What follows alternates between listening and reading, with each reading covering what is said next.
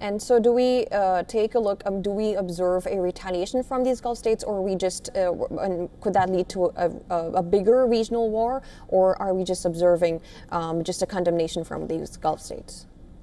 Yeah, no, these Gulf states are basically American dependencies. They really lack the ability to project significant military power abroad, which is why they have very close alliances with the United States, with the West, and more recently with Israel, hoping that those countries will come to the help and the rescue of these regimes. All of them, by the way, dictatorships with horrific human rights records.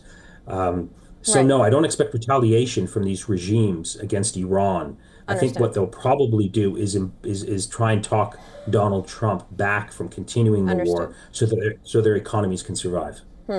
Okay, I will request you to just stay with us. We have some breaking news just coming in. Iranian state media has reported death of Supreme Leader Khamenei's daughter, son-in-law, and granddaughter. This even as they have maintained that Khamenei is not dead. And despite U.S. President Donald Trump claiming that he died in an attack by Israel and U.S., these claims and counterclaims, a social media post from Khamenei had read earlier. It said that in the name of Haider, this is a cryptic a post that we see, but now we have some confirmation not of the Supreme Leader's death, but of the death of Supreme Leader's daughter and son-in-law, as well as granddaughter, is what we know of.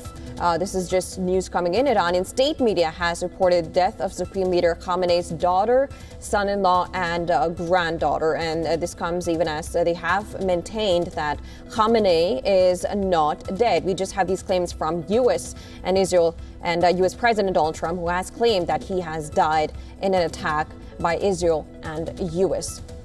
So we have these latest reports that are coming in that we know of.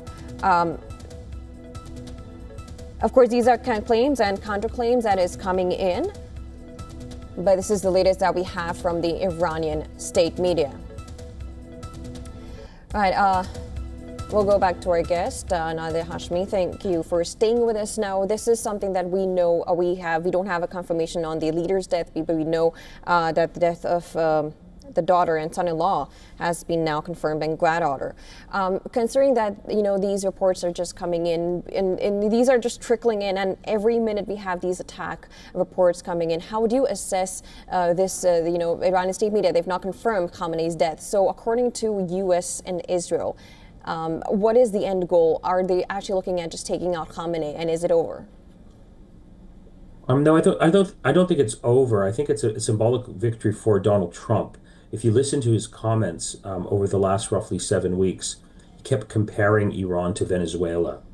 And I think what he wanted to do was to pull off a Venezuela type of operation where the top leader, in this case Khamenei, could be captured, and then some compliant successor would come to power and then strike a deal with the United States. That didn't happen because Iran is a very different political system regime than that of the Maduro regime in Venezuela. But by assassinating the supreme leader, that does sort of give Donald Trump this symbolic victory that he's taken out the top leader of the Islamic Republic of Iran, and he can claim that he's accomplished something of significance. So I think that's why he was targeted. It allows Donald Trump to claim a victory, and hoping that something better will replace it. But I doubt if that's really an option. And considering that there have been reports of several people being killed in Iran itself, do you think that would lead to any kind of opposition against these U.S. attacks in Iran itself? Yeah, so there's reports coming out from the southern town of Hormuzgan province, where a girls' school was hit in the American and/or Israeli attacks, killing over 80 people, according to The Guardian. So that's going to produce, predictably, outrage and mourning. What typically happens in these type of scenarios when a country is subjected to an external attack, even if the regime is deeply unpopular, is eventually, the longer the war drags on, nationalist sentiment will kick in. People will rally around the flag and the country, not necessarily the regime. So we saw that last June when the same countries, the United States and Israel, bombed Iran in a smaller scale operation that we're seeing today. We saw a nationalist upsurge in solidarity with the country and with the flag, not necessarily the regime. So I suspect if this war carries on, you're going to see a similar sentiment for very simple reasons that people do not like to be subjected to mass violence from an external enemy, especially an external enemy who have huge credibility problems in the area of morality and ethics when it comes to political principles. I'm talking about Benjamin Netanyahu, a leader who's presided over a genocide in Gaza, and Donald Trump, who's a notorious authoritarian leader. These people have credibility problems in the eyes of the global community.